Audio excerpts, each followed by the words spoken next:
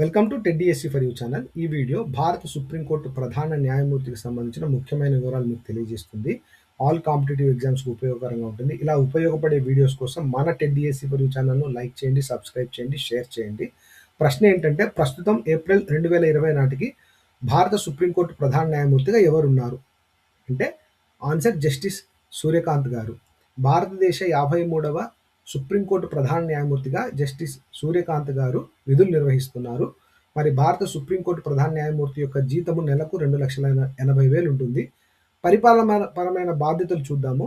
మరి న్యాయమూర్తుల నియామకంలో భారత సుప్రీంకోర్టు ప్రధాన న్యాయమూర్తి కీలక పాత్ర పోషిస్తారు. అంటే కొలీజియం వ్యవస్థకు అధ్యక్షత వహిస్తూ సుప్రీంకోర్టు మరియు హైకోర్టు న్యాయమూర్తుల నియామకాలు మరియు బదిలీలో కీలక పాత్ర పోషిస్తారనమాట.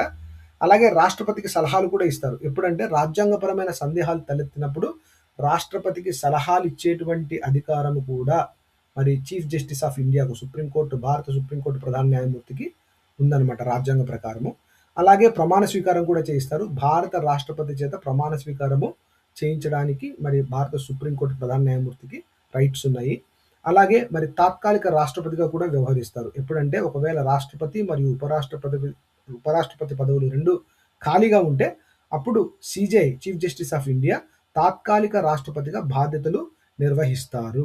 అలాగే మరి chief justice of India justice Suryakant గారు 2025 నవంబర్ 24న బాధ్యతలు స్వీకరించారు. మరి ఎప్పుడు ఈ పదవి ముగుస్తుందంటే 2027 ఫిబ్రవరి 9న ముగుస్తుంది. ముఖ్యమైన న్యాయమూర్తుల జాబితా అంటే సుప్రీంకోర్టులో ఉన్న కీలక న్యాయమూర్తులు వారి పదవి విరమణ కాల పరిమితులు కింద టేబుల్లో ఉన్నాయి, గమనించండి. న్యాయమూర్తి పేరు జస్టిస్ సూర్యకాంత్ గారు, chief justice of India. So ఫిబ్రవరి 9, 2027 వరకు పదవీ కాలం ఉందన్నమాట.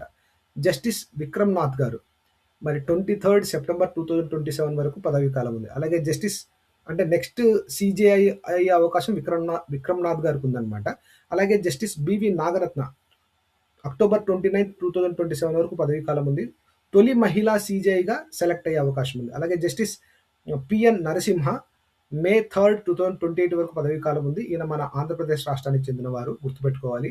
అలాగే జస్టిస్ జేకే మహేశ్వరి జూన్ 28, 2026 వరకు పదవీ కాలం ఉంది. త్వరలో రిటైర్ కానున్నారు. అలాగే జస్టిస్ ఎన్వి భట్టి నవంబర్ 29, 2026 వరకు ఉంది. ఈయన కూడా మన ఆంధ్రప్రదేశ్ రాష్ట్రానికి చెందినవారు.